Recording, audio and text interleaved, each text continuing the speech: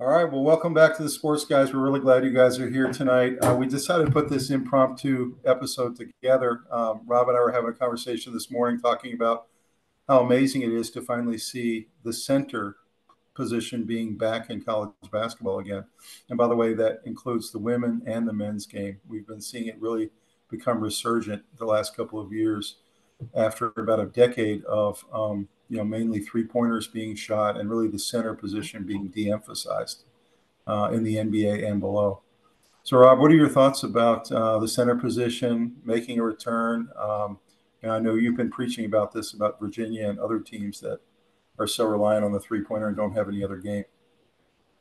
So I think it's a natural progression, actually. I think it is. We've gone through this evolution. We're going to talk about it in a minute, but basically, teams had a lot of interior play. Your best player was your center. Your next best player was your point guard, or vice versa. They were extremely important to play together.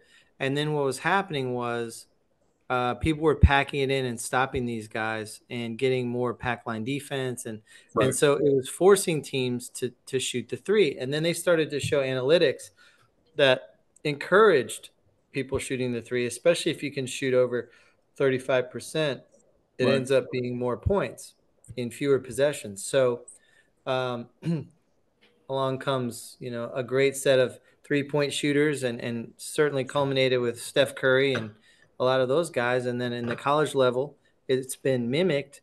And basically what you have is a bunch of good 3-point shooting people developing, lots of teams going to three guards Right. instead of two forwards, two guards, and a center. That's sort of more old school, but And most of small these lineup. teams, Lots yeah, of most small of these lineup. teams now go three guards, two forwards, or three guards, a forward, and a center. So what I'm trying to say is because people started shooting the three better, more effectively, more efficiently, driving up the scores. Scores have been skyrocketing.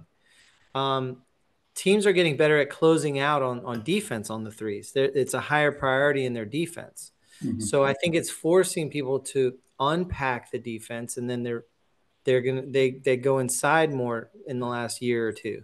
So I think we're back to exploiting what the defense gives you, which is a little softer in the middle. Sometimes, a lot of times, small guards, small ball is going to allow a team that has an agile, athletic big man to dominate. If he's over 7 foot, he's going Mm-hmm. to be playing against a guy who's 6'9", 6'10", and he's going to out rebound the person. He's going to have a lot more easy shots in the block. So the percentage goes up. You get a lot more fouls in there. So you get Mm-hmm. the other team's big man to get in foul trouble. There are all kinds of advantages to taking the ball inside. So now I think what you have is sort of a balancing out where it's just as important to go inside as it is to shoot from outside and shoot threes. And I think it's a better balanced game in college. Right. Pros, it's still all about the three. And I hope that we have a little bit of a resurgence of interior play down in the block and 3-point shooting. I You think the already two have. hand in There's hand. been a little bit of a resurgence both in the college game and the program. I mean, you see Wembanyama, and you see this last several years, really, the big guys have been chosen first. The only difference is with the big guys chosen recently is that they can also shoot. So, Well, they all come from Europe. guys. Yeah. They all come from Europe where they stress the fundamentals more than dunking. So um, if you're 7-footer in Europe, you can bring the ball up Right. because you've done lots and lots of drills. And I've heard I've heard coaches talk about the difference between America and in fact, it was Gino Auriemma talked about in Europe, they have Mm-hmm. multiple practices every week in one game. Mm-hmm. And in America, they have multiple games on the weekends and they might have a practice during the week. That's why fundamentals are Mm-hmm. stronger in Europe. And we get Yeah. these guys that come over that are 6'10", and they're bringing the ball up. And we're thinking we were special when we had Magic Johnson, but that's what they teach all their players. And If some of them you get good enough. So, if you watch a guy like Jokic, or you watch the Greek Freak in mhm. Milwaukee, or you watch any of these guys, Wembanyama taking threes and he's 7'6". These guys are so nimble now. I mean, Jokic a lot of times is leading the fast break for his team, and Right. he's a 7-footer. So to So bring it back to college, I think yeah, really to unpack the defense from just stacking up like almost like a box and one. We had to shoot a bunch of threes like the pros did. But now that teams are concentrating on getting one or two guards to shoot out and close out and get a hand in a face, there's a lot more open in the middle than there was maybe 10 years ago. So there's better closeouts. And also I'd mentioned that you have situations where it's very similar to the NFL where you're trying to soften up the defense by running the ball so you can pass. Same kind of thing. You want to have the center go down like Filipowski for Duke. He's a very good passer. DJ Burns for NC State. These guys will have guys collapse down on them, and then they dish out to wide open guys. And you don't get that unless you have big center play. So no question. So basically, it's inside outside play is extremely important. It's not just bombing from three. To me, that's the most boring basketball. Everyone just shooting threes, doing step backs and all this other stuff. It's nice when you sprinkle it in there and you add it to other things. But when that's your whole game and one guy shoots a three, misses, another guy comes down, shoots a three, misses, I'd turn that off. And what's such good defense and it's so intense and scoring is lower, fewer possessions. It's way more important. Every possession is more important. And what's been our frustration with Virginia basketball and really some of the other, like Kentucky, some of the teams would have been the frustration. Well, when they're having off shooting nights and you've got to run the gauntlet of 6 games in a row in an NCAA tournament, you've got to have nights where you can go inside and get your points and still stay in the game. And so sometimes it's confused. It's puzzling for people. How come they're out in the first or second round of the tournament? Because that's when they had their cold game. They don't, some of these teams are not concentrating enough on the center. But what I'm seeing is the teams that are going far now put a little more of a premium on it than they did 5 to 10 years ago. So it's kind of nice to see. It's a more balanced attack on offense and actually on defense too. But you remember the old Michigan State teams? They used to have the 4 guys that were 6'11" or 7 feet. We always had big man envy. And then today you've got UConn, who we're about to watch here coming up in the game. We're going to break the game down here a little bit. They've got not only this 7-foot starter, but they've got another 7-footer and 2 6'11" guys. I mean, they're just so loaded with height and so much length that it's just amazing to watch. They just bring in waves of guys. What's interesting is it's not even just about length. It's about playing down in the block. So you could be DJ Burns and not super tall, but you're powerful. And so you're down in the block, banging away and getting little 4-foot lefty, because he's a lefty, little hook shots that go in 95% of the time. Yeah. And that's a really nice play and is really hard to stop. So you're having to choose. Am I going to take one of my 5 fouls right now and give DJ Burns free throws? Or am I going to just make it as hard as possible without fouling? What I like is it's not so much that there's a lot of tall guys now. That's not it. What I'm saying is they're playing like they used to down in the block. Yep. And now they can kick it out and get threes. So, but they're open threes. The percentage for an open three versus one with the hand in your face is dramatically different. When you give these guys an open three, they're going to nail it most of the time, a huge percentage of the time. You get a hand in their face, and unless they're shooting hot, they're going to probably miss. And that's how you defend that. No question. You'd have to agree that there's natural evolutions in sports, whether it's basketball, whether it's football. I was thinking the old days of the center, you had Wilt Chamberlain, you had Bill Russell, you had Kareem Abdul-Jabbar. Back then, there was no three-point line. And so it was a premium to get as close to the basket as you could. You had Kareem Abdul-Jabbar who had a skyhook that was unblockable. It was undefendable, really. Yeah. So, but then what happened was once they added the three-point line and they started learning that they could collapse down on Ralph Sampson in a game. I mean, there were times they'd had a boxing floor around them. And so it became premium to not only did you have to hit outside shots because they completely collapsed on the guy, but also you had this added point added to the outside shot that made it, like you said, analytics told you should be shooting threes as much as possible. So we went through the center phase, center age, 80s, 90s, into the 2000s. Then we went with Steph Curry and others through the three-point shooting phase where they just jack up threes every possession. And now it seems like it's coming back to a more balanced inside-out game Mhm. where Yeah, you've got to be able to do both. Edey is not going to be able to carry Purdue tonight without some of its outside guys hitting shots, no and question. and vice versa. They're not going to be able to live on the three. They're going to have to get some production inside as well. Yeah. So I really think it's a better brand of basketball that college is moving to. And again, that's both on the men's and the women's side. We just saw Caitlin Clark have a Yeah. dazzling season, mostly three-point shooter, but she ends up going down for the second year in a row in the finals because she was facing a bunch of tall trees on the other side. Yeah, and they were powerful inside, the Right. ladies for South Carolina, and it just was overwhelming to the 3-point shooting team. So I don't think that's an accident. I think that's where we are in basketball, especially in the college ranks.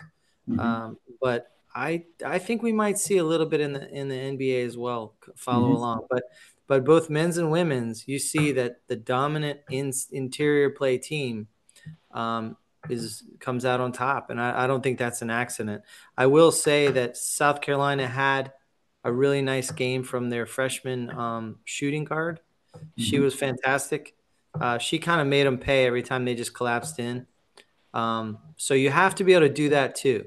So I No like doubt. that balance, and when you see the balance, you really see a team that's punishing a defense, and the defense can't figure out, should we collapse in, should we stretch out, should we, and they, Right. so that's when you can kind of get control of the game, because I felt like it was pretty even until the big people for South Carolina took Mm-hmm. control, I and mean, that blew the game open. think about the evolutions in football. You had the run and shoot for a while. That then defenses learned how to defend it.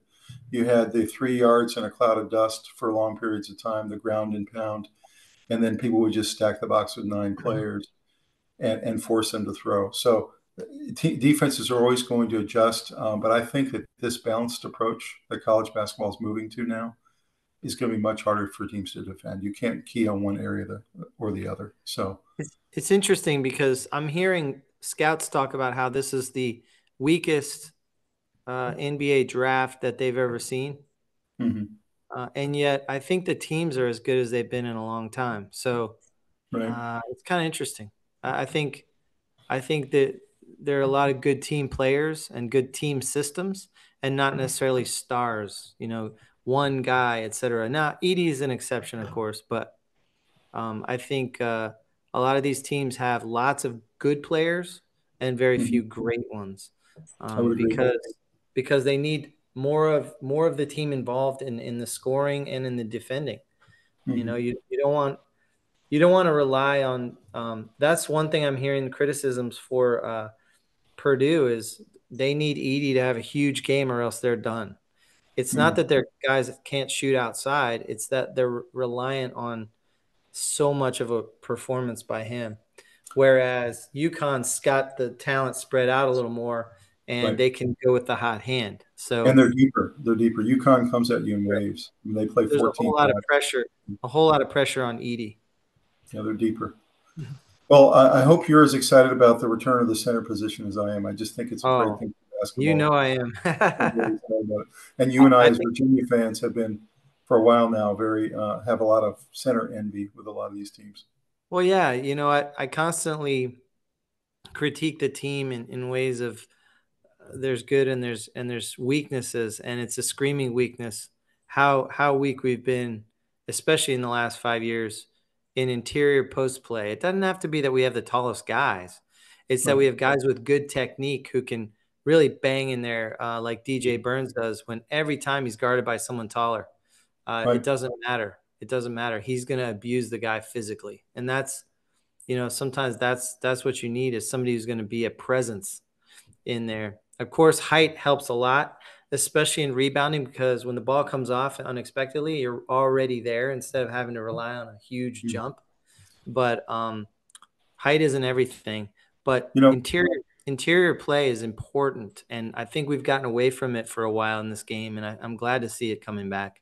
I'm watching this resurgence of the center position in the NBA also, but at the same time, that position is changing compared to the old days. I mean, even Zion Williamson, his last year at Duke, was working on his jump shot the whole time. Mhm. So it's clear to me that you can't just have the statue center anymore, and that's the big No. rub against Edey. The reason that his stock is actually dropping right now is because he can't run the floor like Klingon, and he can't But shoot the three. So well, but he's still going to have a lot of value. But I'm saying he Klingan does. wasn't shooting threes either, though. I know, So, I know. in fact, these two guys are very prototypical centers.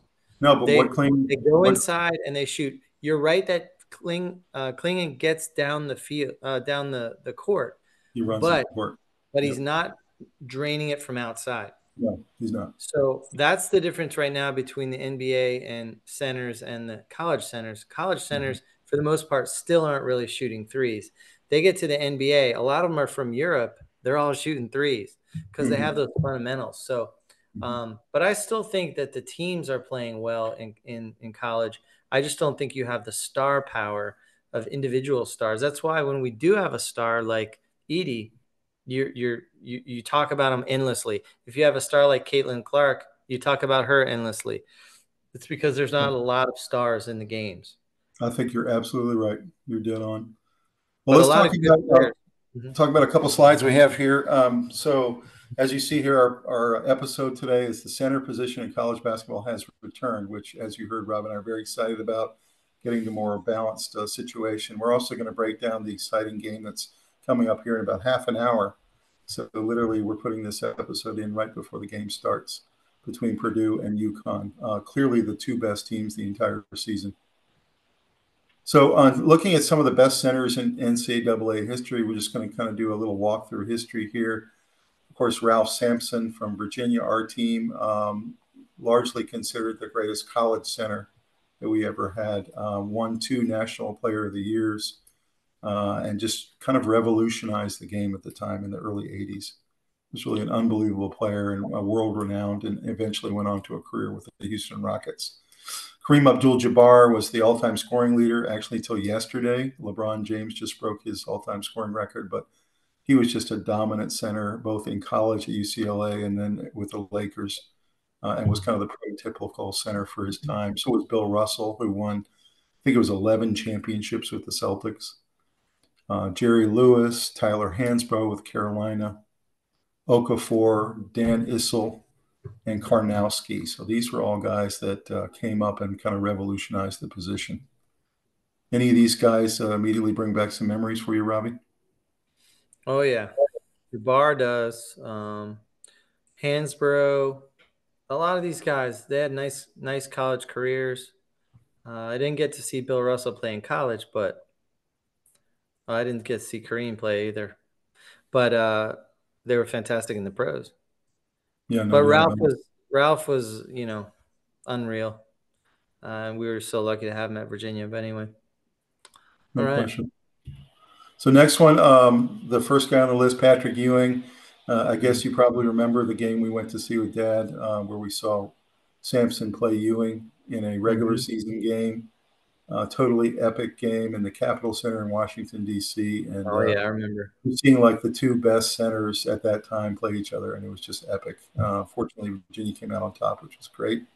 It was a really Uh, interesting game because it was a perfect illustration of freshman versus senior. Sampson was a senior and Ewing was a freshman, and Sampson ate his lunch.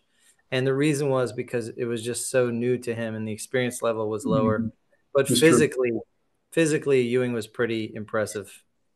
You know, you're right about the skill level. The skill level between them was vastly different because of the 3 years experience. You could really Yep. tell Ewing was a raw product. You knew he'd be good, you could tell, Oh yeah, you could tell he was going to be. but he was raw, and Sampson was very polished by then. Mm-hmm. Bill Walton, great player, of course, UCLA, and then Portland Trailblazers. Anthony Davis, still playing with the Lakers today, had a fantastic career with Kentucky, although he cut it short 2 years. But really, really great player in college and in the pros. Purvis Ellison, Paul Hogue, Sidney Wicks, and Greg Oden. Greg Oden, of course, was in the game against Florida. That was actually the repeat game. That's what UConn's trying to do tonight, is repeat as champions 2 years in a row. Florida did that back in 05 and 06. And in the 06 game, Greg Oden was on the losing side for Ohio State, but was really an excellent college center. Any of these guys bring any memories to the fore? Oh yeah. Ewing was awesome. Anthony Davis was great. I remember Purvis Ellison. Odin was pretty. I remember we laughed. He looked like a grown man playing with Right. boys. He looked like he should have been a 10-year NBA vet at that, just at like a 19 or 20 years old. It was That's crazy. true. He was the You know, oldest looking 20-year-old I think I've ever seen. you know what makes me sad about the Greg Odens of the world, or some of those guys who are just fantastic college players? They go to the pros and they end up having very shortened careers Yeah, they always because have knee problems. knee problems, shin splints, ankle problems. Yeah. I don't know if it's the weight or the height or what it is, but a lot of them just can't hold the health together in the pros. They run up and down that court so many games. There's too many games in the NBA. And Yeah, it just your body just breaks down. right. In today's NBA, they try to do that through what they call load management now, trying Mhm. to save some of these Yeah. guys. But They could have had better careers, these guys, if they had had load management back then. it's good. It's true. Probably a lot of people think the greatest center ever, Wilt Chamberlain, was completely and absolutely dominant during his time. Had the Mm. 100-point game, which is can't even imagine a 100-point game. But Christian Laettner had some unbelievable memories for Duke. Elvin Hayes, Kent Benson, Clyde Lavalette, Joakim Noah, and Kevin Love. Any of these guys spark any memories for you? Well, Leitner, had probably the biggest shot in tournament history. Wilt, I don't think most critics say that he's one of the greatest ever, but he's definitely the greatest scorer. He didn't play great defense, so he had Mm-hmm. some weaknesses to his game, Sure. but he was a relentless scorer. Yeah. And then, some of these other guys, Joakim Noah was on a really nice Florida team that won two in a row. Um, you know, good I stuff. have to Not wonder. I have to wonder a guy like Bill Chamberlain, who was so dominant during his time, but think about the athletes he was playing against were nowhere near what they are today. right. I wonder. That's true. I wonder how Wilt Chamberlain or Bill Russell or Kareem Abdul-Jabbar, these guys would do if they played, against Zion Williamson and Jokic and these guys. I'm Yeah. really curious about that. Well, I think they would struggle, but I do think that modern centers would do a little better against them than maybe centers from about 10 years ago, or 5 to 10 years ago, when they started to be more about if you can only shoot, if you can Mm-hmm. move outward. I think No, that was kind of a weak point, and there's not a lot of centers from 10 years ago that are on here, and that's why. it's true. Yep. Let's take a look at this matchup coming up tonight. I'm getting excited. We're 30 minutes away now.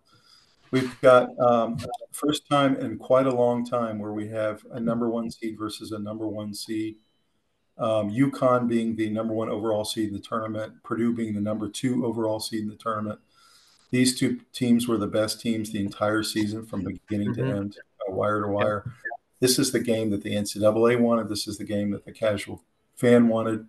I Uh, wanted, and you wanted, and yeah. and uh, all of us wanted to see him. And this is the game. This is the big one. And what's interesting is we did our bracketology episode 2 weeks ago, Robbie, and we both said that we thought there'd be fewer upsets this year, and that the ones and twos and threes would be much more dominant. And we were absolutely right. If you look at the brackets, there were much fewer upsets, and really the only Cinderella we got was NC State, which of course we were delighted about. But Yeah, the only major upset that I can remember is Kentucky right. of the main. I mean, there were other ones, but nothing major. Well, even Kansas, when they went down, everyone expected it because they were so injured. Yeah. Yeah, you're right. You're absolutely right. Any initial thoughts about this matchup before we start getting into the I positions will themselves? say something. Traditionally, I've heard a lot of commentators say that the best thing that can happen in the first weekend of this tournament, is a good amount of upsets. You want some big time teams going down. Mm-hmm. However, after weekend one, you don't want to see any anymore. You want to see the best teams at the end. So Mm-hmm. the best teams left, you want them to have chalk all the way through, and you want to get to the point where we are right now. So this is Mm-hmm. the ultimate, and I'm not saying the game will be the ultimate, but this is the ultimate opportunity that we're looking for, is to have this kind of a 1 versus 1 in the finals. Um, it's really cool having upsets and crazy brackets in the first weekend. And when 64 goes down to 32, you want a third of them to be upsets. Right. But from there, you want the top seeds to take control. And that's exactly what happened. I think this was a very good tournament. No, it's It completely didn't have a agree. lot of star power, but it did have good games that ended with a chalk result, which I hopefully really gives enjoyed us this the tournament. best teams. I really enjoyed this tournament. I think it was fantastic. The basketball level played was really great too. And Yeah, is there anything better than that first weekend? I just don't think so. love it. There Should weren't be like enough upsets for me, national. but Yeah, it should be a national holiday or something. I prefer a little more upsets in the first weekend. But then after Yeah, the first weekend, I don't want to see any upsets really. You yeah, might I have agree. one Cinderella that gets all the way through. That's kind of fun, but So a little bit about this matchup. Purdue is 5-0 in this tournament against the spread. UConn is also 5-0 against the spread in this tournament, and they were 6-0 last year against the spread, which is really unusual, not just to win but also to beat each spread. So UConn is basically 11-0 in their last 11 tournament games. So something's got to give here with these two teams. Of course, Purdue last year lost to a 16 seed, and so they're trying to actually accomplish something that only Virginia has done in 2019, which is to lose to a 16 seed one year and then the year after that win the whole thing. Really an incredible accomplishment. And that's what Purdue's trying to do tonight. UConn is trying to do what only three teams have done in the last 40 years, which is to repeat. repeat back to back, which is so hard to do. So So something special is going to happen. something special is going to happen. Yeah. Another thing One I'd or mention the about UConn is UConn on the way to getting to Purdue. They beat the number 2 offensive efficiency team in Alabama, and they beat the number 4 offensive efficiency team in Illinois. And they're now tonight playing the number 3 offensive efficiency team, Purdue. So they're playing literally the top 3 offensive efficiency teams. So of course, they're number 1. So going to be interesting because the other 2 teams they beat along the way, they held them to 20 points under their season average. So, obviously, if they can do that to Purdue tonight, then UConn's going to win. If Purdue can score close to their season average, then they have a good shot at this game. So, what are your thoughts generally about this matchup?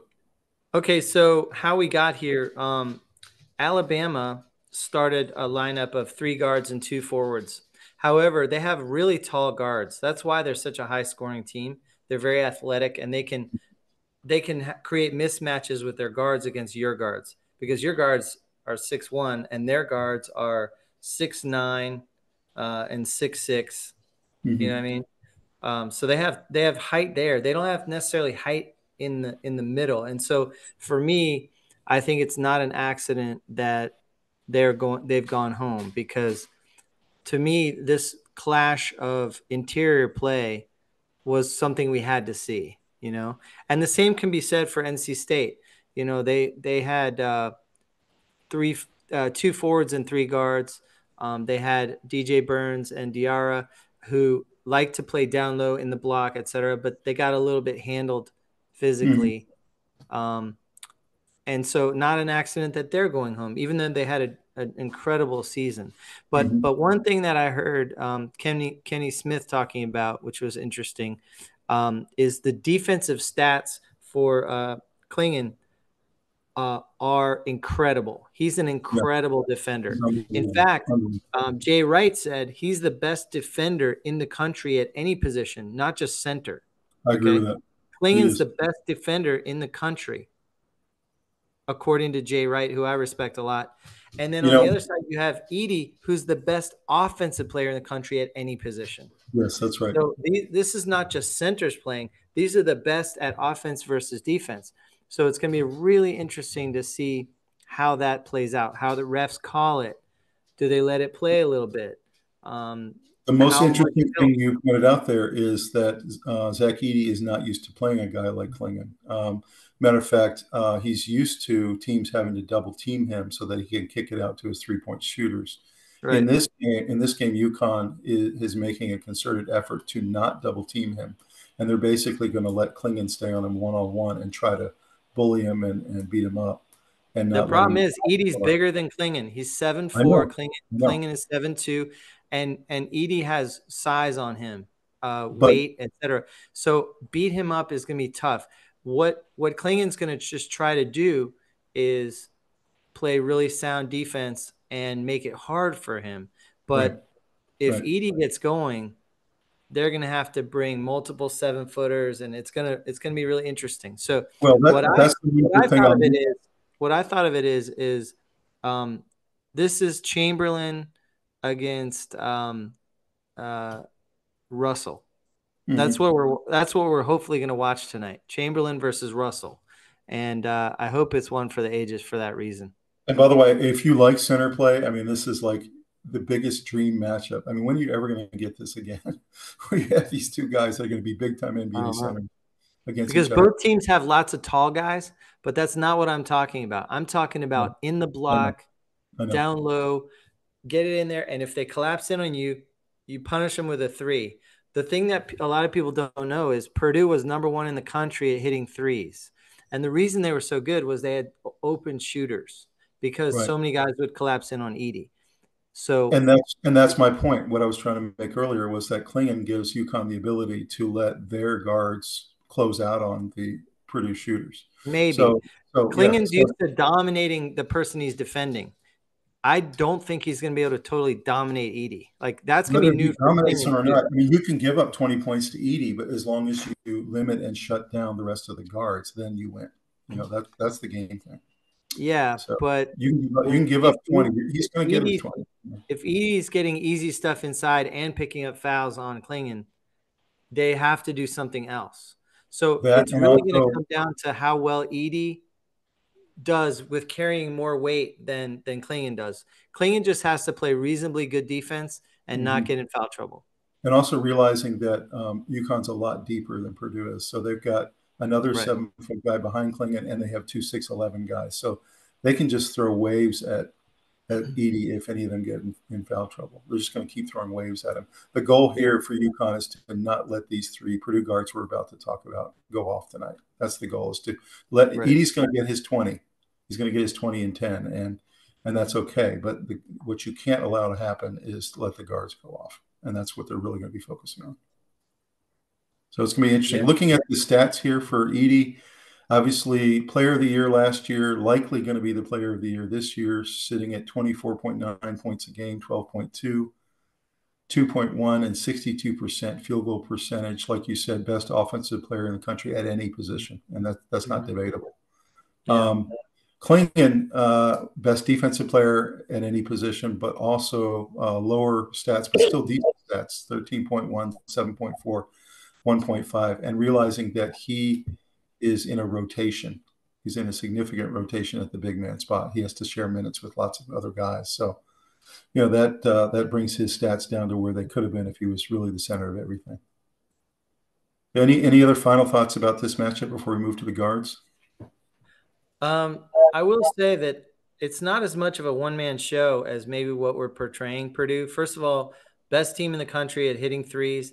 They have another 7-footer that they can bring in to spell Edey a little bit to keep him Mm-hmm. as fresh as possible. Yeah, So they they're do. not going to just get run all over when he's out of the game. That hasn't been happening. Um, it's going to be a great matchup. I think both teams are pretty loaded, and I think the concept of Purdue's not very deep and UConn's extremely deep. I think they're both pretty deep, and UConn's a little more so. But you know, I don't know if you can have a better player than Edey. So Mm-hmm. there's an advantage there. Even though I was really impressed with Klingan watching him these last games, he No was doubt. totally dominant, swatting players all over the place. Um, he was a force. He changed a lot. He altered a lot of shots by people driving in, going nope, and kicking it back out, and then they got a bad shot out of it. He's a force on defense. So The super super excited. final thing I'll mention about this matchup is that Zach Edey, of course, came into the season as the #1 ranked center in college basketball, as he should have been. Donovan Clingan was ranked the #9 center in college basketball at the beginning of the season, and he's come on so strong this season that the NBA scouts are now saying he's going to be in the top 5 NBA picks this season, this offseason. Mhm. And Zach Mhm. Edey has been slipping, and he's all the way down to between 15 and 20. And the reason being, they say, is because for the NBA game specifically, Donovan Clingan fits much better because he can run the court. He literally runs the fast break with his team almost every possession, and also his defense and everything else that you get from him. So Zach Edey, great player in college. The real question is going to be, does his game translate to the next level? That's going to be something we'll have to watch. Well, I think it's insane to put Clingan higher than Edey, but I do think they're in the same league. You know what I mean? They're in the same ballpark. So For sure. I would take Edey on my team all day long because that allows me to go get some good guards who can have real open threes. No, So no doubt. I think they're both going to be effective players in the yeah. NBA. Oh Me yeah, personally. I think Clingan is headed for a really good career, and we're watching it set up here. You know, you never know about injury that can snuff someone out from having their potential realized. But you So really looking at both teams are talented players. both teams are full of stars. Let's talk about the guard positions. Really, both teams have three guards on both sides that are really fantastic. So Purdue has Lance Jones, who's pictured there on the top left, Fletcher Lawyer in the middle, who had an amazing game last game and has really come up big in many times when they need a big shot. It's been Fletcher Lawyer hitting that shot. Mm-hmm. And then Braden Smith's down the bottom there. You'll see him in the Purdue. He's kind of the point guard, the floor general. He's the guy who runs every play. Um, what are your thoughts about these three Purdue guards and which of these guys might be able to come up big tonight? I think they're underrated in people's minds. Go look at the stats. They're incredible shooters, and they've had to be because so much attention is paid to Edey. I think they're very good players. I think they're just really low in star power, and so people aren't very aware of them. UConn's a little flashier for sure, but Mhm. skill wise, I don't think there's a big difference here. No doubt. I would agree with that. What about UConn's players? Tristan Newton, who's their number two. By the way, he was the player of the game in last year's final when they won the national championship, and he was also the player of the tournament. So Tristan Newton really came on the scene last year and was fantastic. You have Cam Spencer, who's number 12 there in the middle. He was actually a transfer from Rutgers. They weren't really sure they needed another guard, but they went ahead and took a flyer on him, and he emerged this year as one of the best guards in the country. And then, of course, Stefan Castle, who has really come on as well. He's right there in the bottom right. Three amazing guards. They think all three of these guys will play at the next level as well. Yeah, they're real athletic. Any thoughts about the UConn guards? Just really athletic. They can do everything. I think all three are NBA. Yeah, agreed. They say that at every position, UConn's just a little bit taller, like an inch or two taller in all these matchups. So I don't know if that really affects tonight's outcome, but interesting to think about that. They're a little bit longer as a team. You know what I found that was interesting when I was looking at these two teams? They look like mirrors of each other. Mm-hmm. They both have outstanding centers. They both UConn 36-3, Purdue 34-4, real similar. Mm-hmm. They dominated most teams they played, and occasionally they had a slip up, which happens in college basketball, unless And one you're thing, John Staley. one But thing we haven't mentioned is the coaching matchup, but really Painter for Purdue and then Hurley for UConn are considered two of the five best coaches in college basketball and have been for a long time. This isn't a new thing. Everybody's known about Painter and Hurley.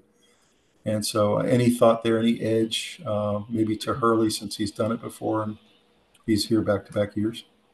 I'm just hearing everyone around the programs. Hurley's become the best coach in the country now that Jay Wright is in commentating.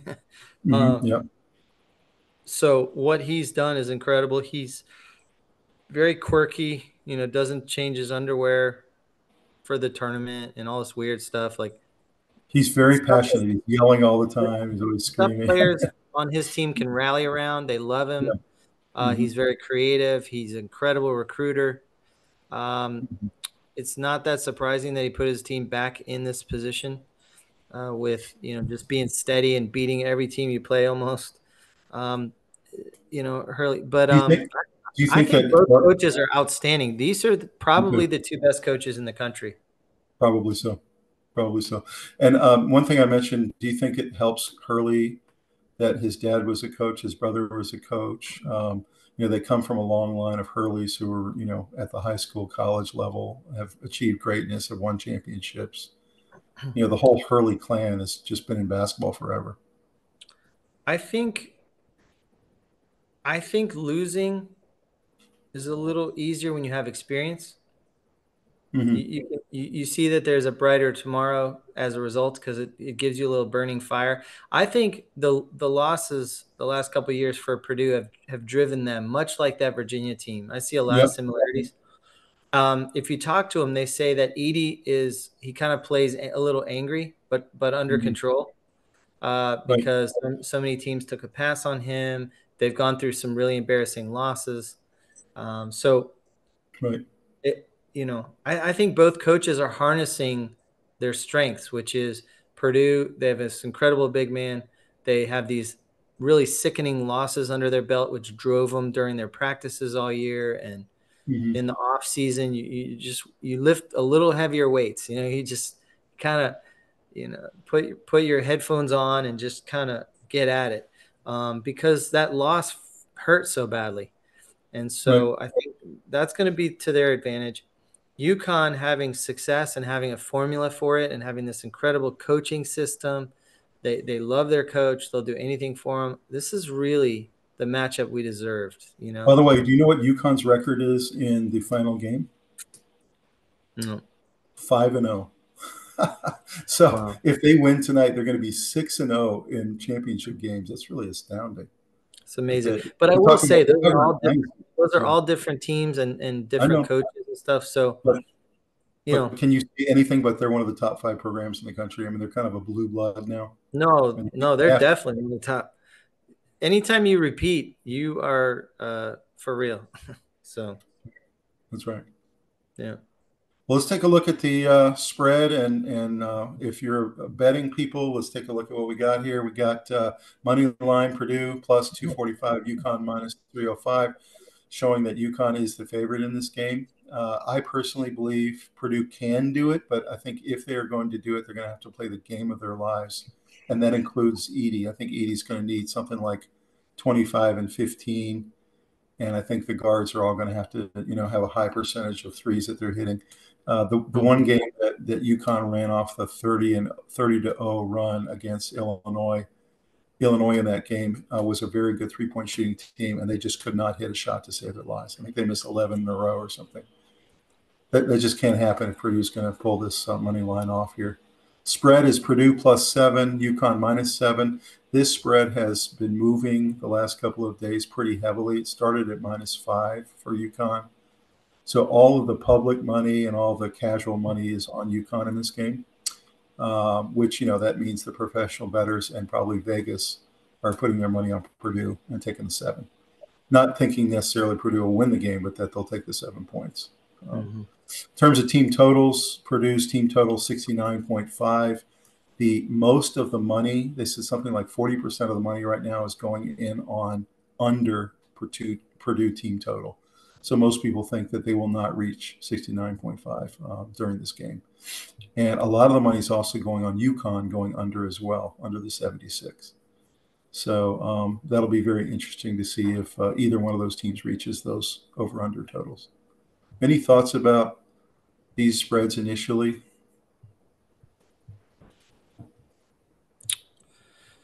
No, I think we've seen some conventional wisdom kind of form here. Generally, that UConn's a little bit of a better team overall.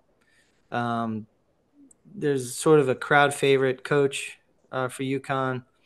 Edey could be a difference, force multiplier on Mm-hmm. Purdue's side, but I think it's hard to imagine either center going crazy on offense. I just don't see that. But I do think it's expected that Edey is going to do a little bit better. Mm-hmm. But I think the under could make some sense. So I don't know. It's gonna be, anytime you're looking at these games, and a lot of what you're going to hope for is 3-point shooting. Anything can happen. You can Right. get cold. You can get hot. all kinds of weird stuff can happen. And also, another thing that's interesting when you start doing a lot of 3-point shooting, there's a lot less rebounds that go to your center. There's a lot further rebounds coming off that rim. So your guards have to get in play, and it's hard to say who that's going to be an advantage for. Probably UConn, but Right. because of the athleticism and a little bit of height. But the ball bounces funny coming off that far. So It does. it's It just does. it's gonna be a really interesting matchup. Of course, after it's over and we look back, we'll probably have some kind of view of whether the conventional wisdom was right on, or Yep. I knew it was wrong the whole time. No, well, but I bet on Purdue, not bet on Purdue. I picked them to win the whole thing at the beginning of Yep. the tournament. You do. I felt like they were the most unstoppable team, and I have to say that I feel less certain watching how good UConn is, but I still think that Edey gives you a good chance of dominating.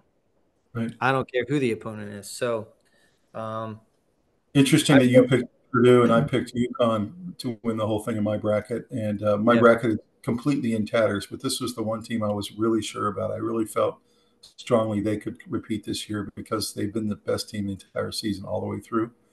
I felt like maybe Purdue or somebody else would face them, but I did feel like UConn would not only get to the final, but would win it. And I feel even stronger about that now watching them win all 5 games in the tournament by 14 points or more. And they have this fifth gear that none of the other teams do, and it usually mm, kicks in around 10 minutes left in the game. They'll usually let the other team stay in it, stay in it, stay in it, and then about 10 minutes left, they shift into the fifth gear and they just kind of blow the other team out. And we'll see if that happens tonight. I'm not sure that will quite happen with Purdue. Purdue's the second best team in the country, in my opinion, and whether they're able to shift into that fifth gear or not, I guess we'll see in the second the half. reason I thought Purdue was going to win the whole thing was they're the best scoring team in the country. Mhm. Not best scoring team, but the Edie's the highest scoring player in the country. They're the Right. best 3-point shooting team in the country, and they're the best rebounding team, which means you get multiple opportunities for every time you miss. Mhm. So Right. that just gives you more shots at the apple, more possessions, uh, and those are the kind of metrics that set you up to be good, I, I whether your think 3-point shooting is amazing or not at the time. So I think these two centers are absolutely fantastic. They're going to be the best two players in the game, and I think that they're going to kind of nullify each other. And I think this game is going to come down to those 6 guards we looked at and who's going to hit shots and who isn't. It really is. It comes down to who's going to probably hit shots, and so I guess we'll find that out probably relatively quickly. Who's on tonight and who's clanging them. maybe. So I think the smart money, if I'm going to the window in Vegas right now, I'm putting it on the under 143 and a half. Obviously, I would have rather bet that 48 hours ago when it was at 148, but I think that's the smart money. But probably the best bet on this entire board is Purdue team total. I would be shocked if they score 70 points. I think they're going to be, in the low 60s. So I think that's where the smart money is. In terms of player props, these are the 6 players that are getting the most money right now for over in points. You have Edey at 24.5. If he does go over that number, I think Purdue's probably going to win. So I would not bet that at this point. I think that he's got a real tough matchup coming his way. I think Lance Jones over 10.5 is very likely. I think that Tristan Newton over 15.5 or Cam Spencer over 14.5, those are very likely as well. So you've got some good player props here to look at. The Zach Edey over 12.5 rebounds, I think would be a good prop as well. That's probably more likely to hit than the points, the over 12.5 rebounds. Any of these player props kind of strike out at you? Not really. I think they're all. I don't love any of them. Yeah, yeah, I, I could see that. um, I bet a lot of them do happen, but I couldn't tell you which one. Yeah, yeah, it's tough. It's tough to make that call. All right, well, Rob, we've I don't reached feel, the. what I mean is I don't feel like any of the numbers are off, so they're gonna be Well, right. Well, Robbie, we've reached the point in the program where it's time to us to make our predictions. I'm going to ask you to go ahead and step up first. What do you think? Who do you think is going to win? What do you think the score is going to be? I think Purdue's going to win by 2. It's going to be crazy close, back and forth. Say